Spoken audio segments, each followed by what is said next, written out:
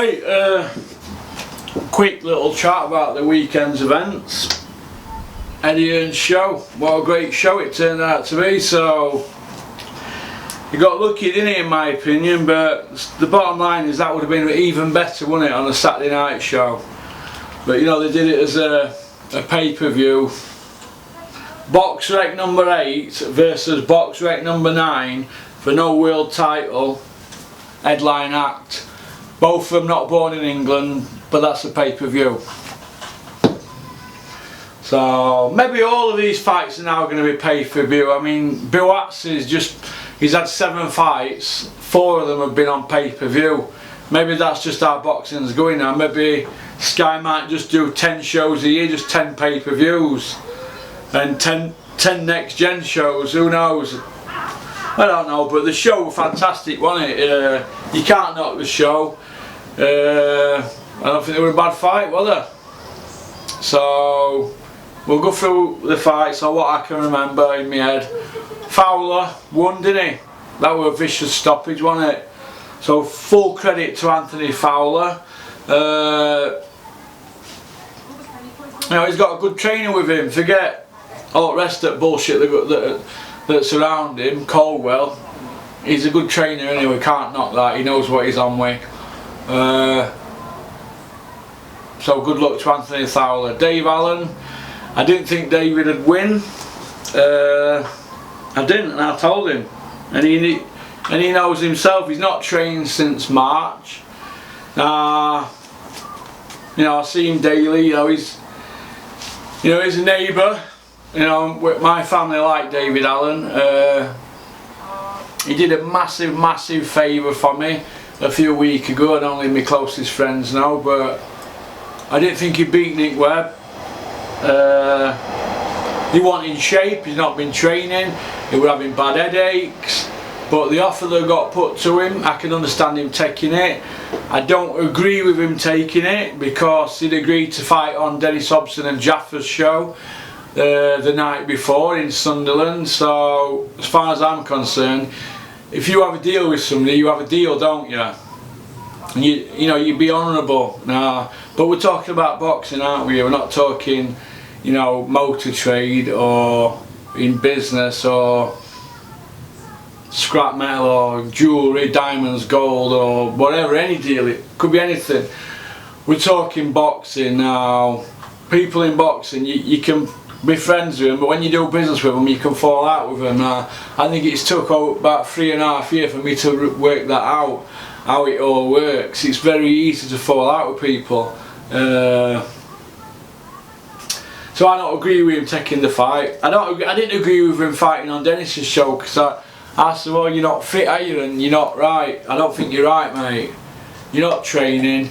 You've just had a good hiding for 30 minutes of a big punching gold medalist. You know, I think Dave Allen needs to not be the B side.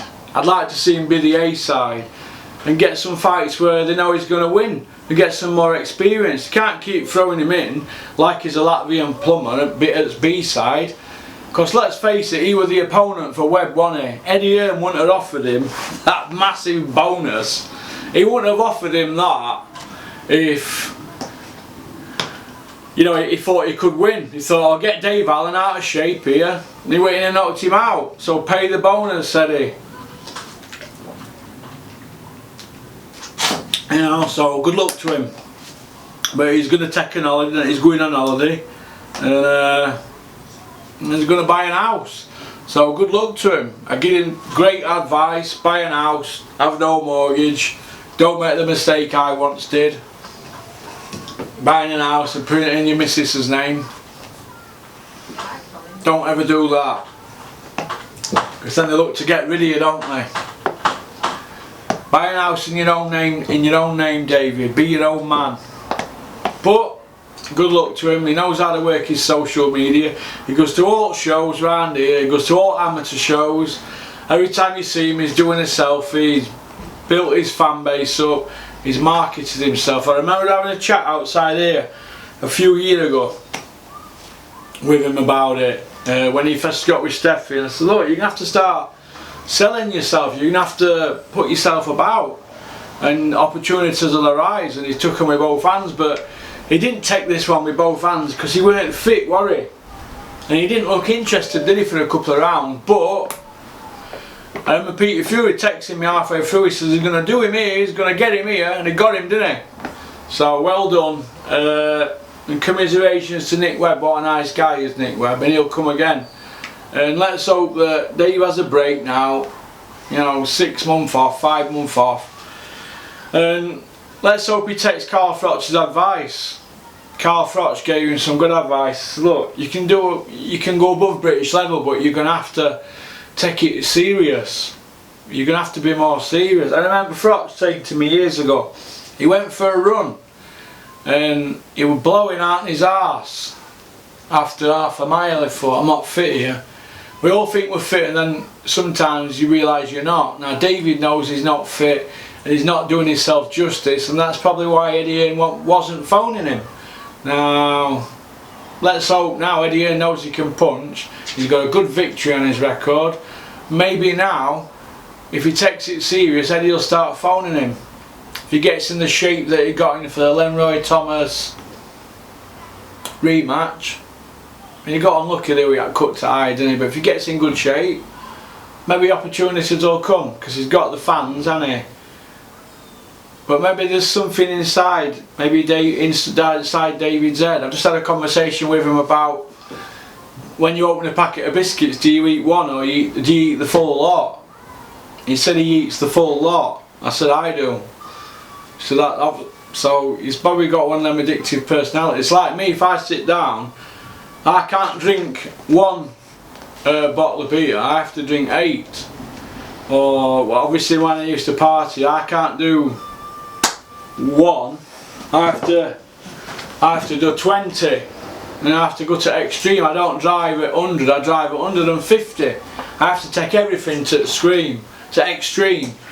When I had an XR3 years ago when I was a teenager, 19-20-year-old, I couldn't just do one wheel spin, I had to do them with handbrake on, smoke all over the place, showing off until I burnt my clutch out. Or when I had a bike, I used to go down my drive, my dad's drive, I pull the left hand brake and skid, and I'd do it until the tyre, till the inner tube come through the tyre. You know, my racer bike that I had when I was 13, when I had a paper round.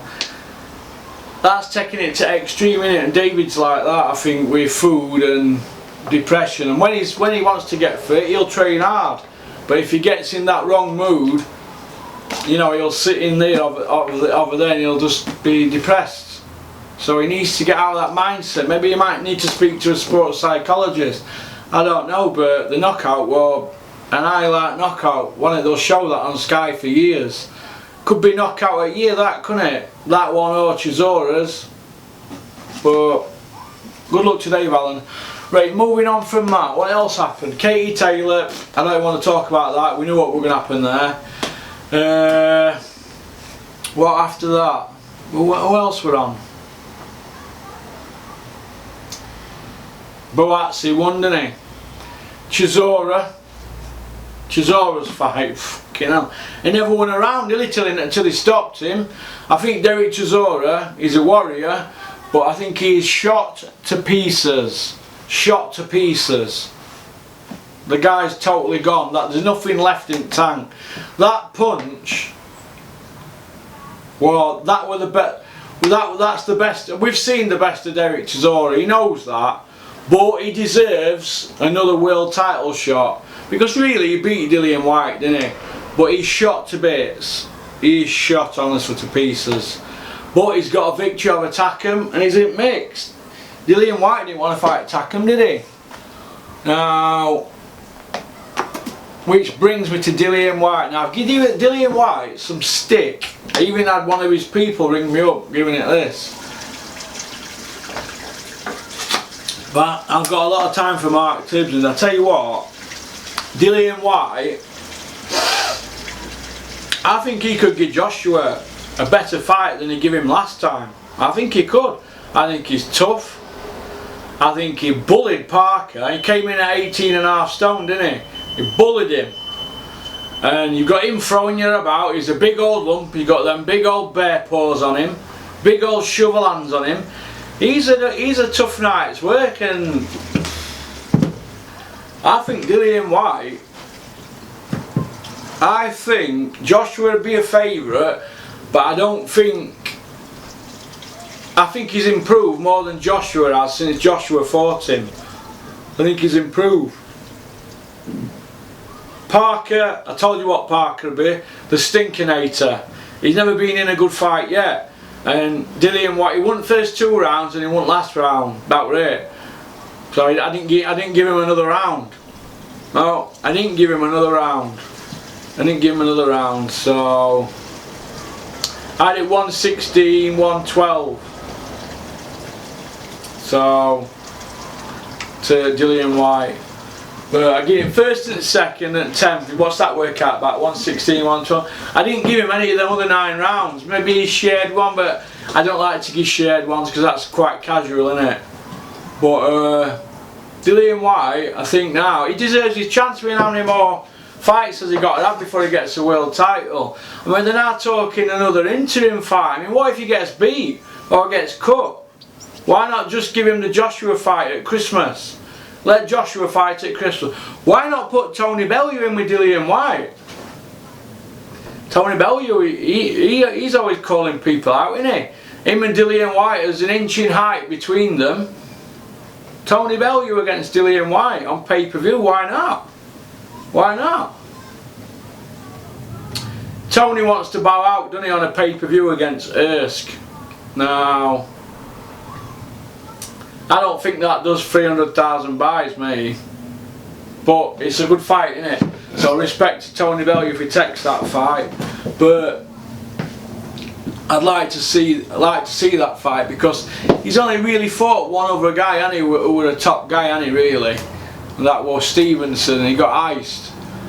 But you know, but Tony Bellew, he's a lot better than what we think. Just because he ain't got muscles on his body and that, doesn't mean to say he can't fight. He's got good feet, he knows his way around the ring, and you know, he's got a good trainer who obviously knows his onions. But there's no flies on Caldwell and Bellew. They know how to work it. But Caldwell keeps saying he wants him to retire, doesn't he? Well, walk away then from him. If you want him to retire and you're concerned about him, walk away, because you always said, Caldwell, you don't like your fighters coming down in weight. Now you're on about taking him down a stone. He's gonna have to lose 15 pounds, isn't he? What 215 pounds is he?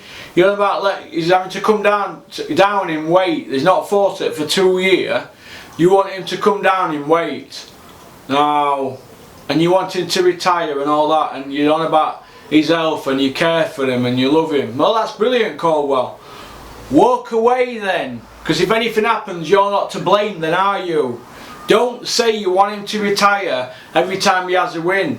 Don't say it, because you know you don't mean it. You're not going to walk away from 10% or whatever of whatever millions, are you? Don't say that, because you're taking piss out yourself and fans. Please don't say you want him to retire. You don't mean it.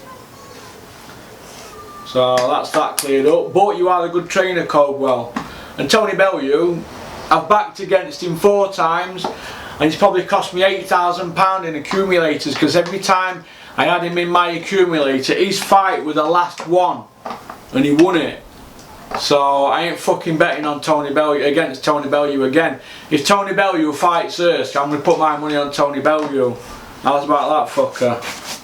So, but I'm not a Bellew fan, but I want him to beat Usyk because he's from England, and you know, deep down I think, you know, I finally get some of these moves that people do in boxing, and it's hard to be friends with everybody in boxing, how things work behind the scenes. It's some of the things that are unbelievable that go on. It's hard to see, it's hard how everything works. Like I just said about David Allen. You know, he's on Dennis's show, but you know, he's trying to get on Eddie's show, ringing Eddie up. You know, he's having to pay £1,000 to fight on Dennis's show because it's all ticket deals, isn't it? Who wants these ticket deals? Who wants to fight on ticket deals? So he's having to pay £1,000 because he hasn't sold enough tickets to go on the show. Or he can, or he's a chance to earn all that and buy a house around here. It's a no-brainer, isn't it? But if that were doing me, because I'm thick, and I stand on, I would have fought on Dennis's show and paid £1,000. Because that's the type of guy I am. I have a big thing about me, pride in here. But you've got to look after yourself. It's a business, isn't it? And I make decisions with in things I do in my business that people could pull me up on. For instance, why would you buy this car when you can buy that one? Well, I'm going to buy this one because it's got an MOT in it. That one there, it's got an MOT failure sheet. So why would I want that? It's a bit like that, isn't it? Dennis's show up there is having to put money into pot in it to fight. It's like having to put money into a car with no MOT that needs a lot of welding. Or you can have this one, you don't have to put no money in it and you can get profit off it. So it's only the same, innit? It's just that I have to separate boxing friendship from boxing business, and I've had a problem doing that because I clash with people over certain things, and there's squabbles every day, isn't there? No matter what you say or you speak to, blah blah. It's very, very hard, but at the moment I'm enjoying it. You know, I've got Peter Fury, a new strength and conditioner. I recommended a guy. I took him for the interview. He's been living there. He's in his 2nd week there. They're happy with him. He's called Bunny Johnson. If you look on my timeline, follow him. He's called @Bunny, and then there's a few numbers after him. He's 58-year-old, fittest man in Sheffield. He's natural as well. He doesn't take anything. So he's Huey's new strength and conditioner. Peter asked me to get in some sparring. I made a few phone calls. I rung Ozzie Smith. He rung Michael Jennings. So we've got Matty asking to spar Huey. That'll be good sparring, that. You'd pay to watch that, wouldn't you? So that's going to help Matty in his fight up to a Coley, and it'll help Huey in his fight up against Pulev. So, and I think I might have Robin Reed a job helping Peter as well. So that's good, isn't it? All being well. So, and that'd be good for Robin because he lives in Bolton, doesn't he? But it's all about helping people and being nice, isn't it? Peter's been great with me. Become a great friend of mine. I know people keep asking me, why don't you ever slate Huey's fight with Parker? It was crap. Look, end of the day I thought Huey won. Ozzie Smith thinks he won. Dennis Hobson thought Huey won. Peter thought he won. WBO ex-officials who were there on the night thought he won. People from British Boxing Board of Control thought Huey won. So Parker got the decision, didn't he? That's just how boxing works. But if I'm going to be critical of Huey or Peter, I will be critical. I don't pull no punches, but what is there to be critical about? Huey's a 23-year-old kid, isn't he? He's making his way, isn't he? So I'm not being biased. So all you people who keep sending me direct messages saying, oh, you're biased. I'm not biased. Biased is somebody like that Asgi, you know him, that turncoat. Asgi, that's biased. I'm not biased. If I've got something to say, I'll say it. I'm not frightened of anybody. I'm a man of honour, and I'll say it as I see it. So, do you know what I mean? But if you're truthful to yourself, you'll get on in life, don't you? And I'll always get on. But what time is it? But yeah, but I thought Dillian Whyte is he's world level now. Dillian Whyte, I've got it. Wilder, Joshua, they're the top two, aren't they? And then I've got Dillian Whyte and Ortiz tying. Now, Ortiz won at weekend, didn't he? Knocked that guy out, didn't he? You can understand now why Joshua didn't want to fight him. Did you see the Ortiz knockout? Oh, fantastic, wasn't it? Ortiz's knockout. But,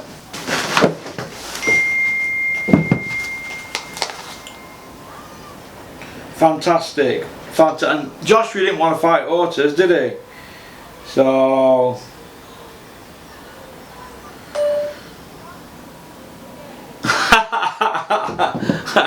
who's Steve Goodwin? Well, who is he? He's a fucking boxing promoter. You don't.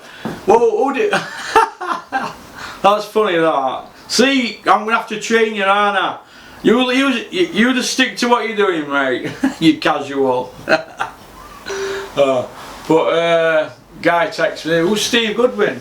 I've got this guy who's just starting to watch boxing and that. It's like that casual on Nut House podcast who said that who's this up and coming guy, Ward, who won't fight Tony Bellew? Jesus, that's casual. I thought that was quite funny. Steve Wellings, I ain't blocked you. He said I blocked you. I ain't blocked you, Steve. I don't know where they're getting that. Steve Wellings said I blocked him. Why would I block him? I ain't blocked him. That reminds me. Steve, I ain't blocked you. I was listening to your pod last night. You said I blocked you. I haven't. I don't think Rico's blocked you. I just told him to block dicks. But no, I ain't blocked you, mate. I'll check. I'll check when I get home. I'm just up at kids. Alright. I think that's about it really. We've covered everything, haven't we? Dillian Whyte's world class. He deserves his title shot against Joshua. Why have an interim fight now? Why not fight Joshua at Christmas? But I'm hearing Chisora and Whyte could be happening. That's a good fight, but that'll finish Derek off, won't he? He's not big enough to tangle with Dillian, is he, Derek? I don't think Derek's got much left. He deserves a title shot. Maybe Char and get a belt and be a world champion like Rocky Fielding. Who I like a lot. I rate Rocky Fielding. But he had wrong game plan, didn't he, against Callum Smith, Rocky Fielding. I think it'd be a different fight now. Rocky Fielding, De Gale, that's a good fight, but who's going to want to see that? It's not pay-per-view, is it? So, but then again, God, everything's pay-per-view now, isn't it? Everything.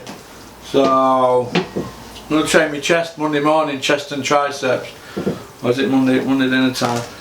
You don't need a lot of weight, you know, just to do your chest. Just bring it down slowly, Bunny says to me. Bring it down slowly. You don't need to put all 20s on 15s.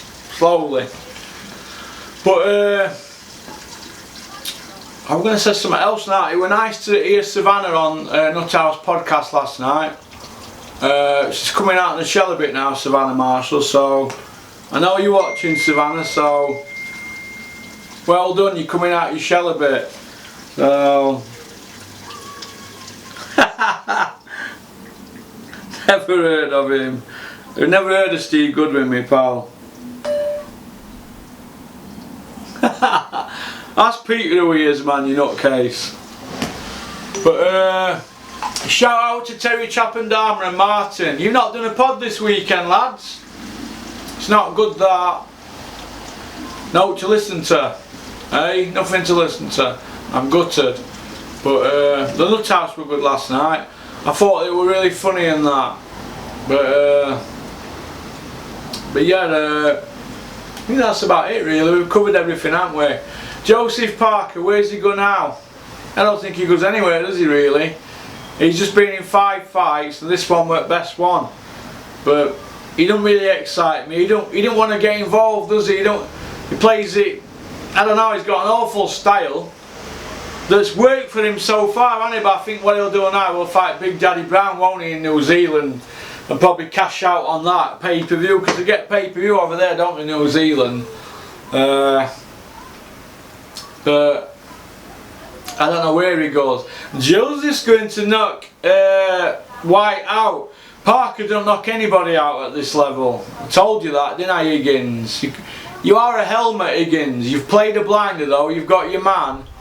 You know, you've come over here and you've took about £12 million, haven't you? I don't know what that is in New Zealand dollars, but you've took £12 million sterling. So you've not done bad, have you, with your 12 million against Fury, Joshua and Parker.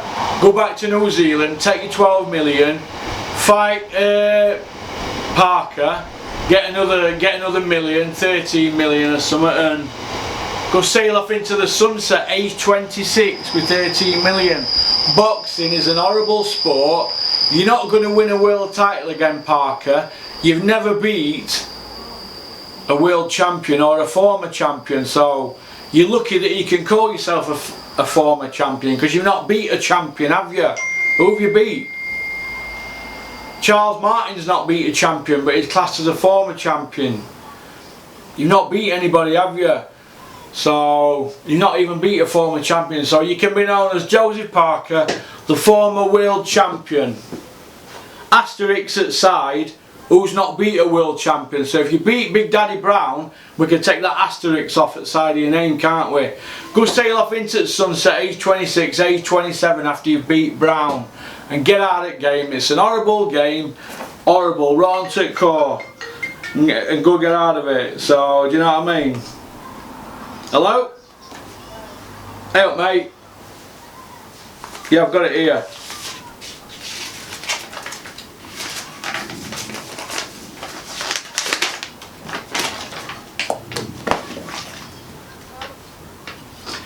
Yeah, 40 quid for valet, 20 for bottom arm, 30 labour, that's 90 quid.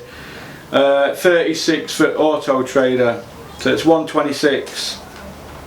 It's done. It's on, it's already.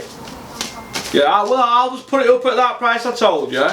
And then if anybody, and while it's on there, people can walk by and look at it, can't they? But, and you can do that while your ad's running in trader. If they ring trader up, I'll just come and bring it down to your house if they ring that ad. But while it's there, you've got other people walking by looking at it for sale, haven't you? That's the best thing to do. But so don't need MOT. You've got 8 months on. Why put another test on it when it's already got 8 months on? You've got a mini service receipt here. 4 months won't matter. They don't always have to have 12 months on them.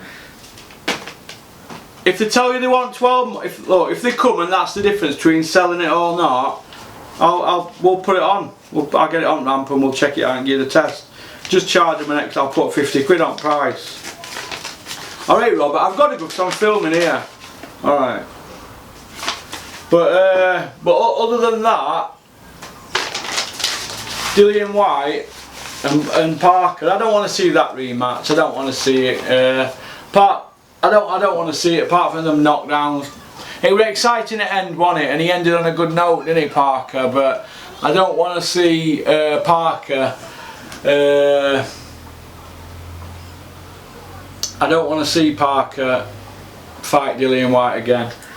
I wouldn't have wanted to see Parker fight Joshua again, but I want to see Dillian Whyte against Joshua again because I think he's improved more than Joshua, and I think he gives him an harder fight. And plus, there's rivalry there, isn't there? And they've had one in amateurs and they've had one in pro. So Dillian Whyte's a better fighter. He's an handful now. He's a better fighter than, is it 3 years ago? He's a better fighter. And he could be a pay-per-view star depending on what these numbers are. Dillian Whyte does big numbers on internet, on IFL when he does interviews, Boxing Social. Shout out Neil Kettleborough who owns Boxing Social, Rob Tebbert. So Dillian Whyte could be a pay-per-view star. He sells himself right, he plays the game. So why not? I've become a Dillian Whyte. I was a fan, then I went off him. But now I'm a Dillian Whyte fan again now. I think he's deserved his chance. And yeah, he has had a tough upbringing, but hey, my dad used to take pit belts to me. We've all had it tough, haven't we? I probably deserved it though, didn't I? But shout out to K Official sponsors. I've got some Porky t-shirts in house now. Should have one on, shouldn't I really? Because it's a bit warm, isn't it? But I like these. Shout out to Ali at Churchill's Tailors in Doncaster. I know you're watching, kid. I'll be coming in for them shirts this week, all being well, when I get time. Shout out to SIS Digital, Matt and Jeremy at SIS Digital. I'll see you on the 12th with Rico because he's coming up from London to Doncaster. So we'll see you on the 12th. Fingers crossed. I think that's about it really. Shout out to Trev Pass. I know you're watching. Are you alright, Trev? Have to go out for a beer sometime. I'll come and see you. Leave a comment in comment section. I might unblock you then, Trev. You know I'm like, I get things in my head, don't I, Trev? Other than that, I think that's about it really. Shout out to Frank Smith at Bury and Danny Ransom, his pal. I hope you're alright, lads. And shout out to all them who send me abuse and disgusting horrible pictures on direct message or on Twitter. Can't beat a bit of Porky. Right, I'm off. Oh, there was something else I wanted to say as well. There were a fight in America. I can't think what it were now. A good fight at weekend in America. Forgot what it were now. I've been that busy. Anyway, I think that's about it really. But alright.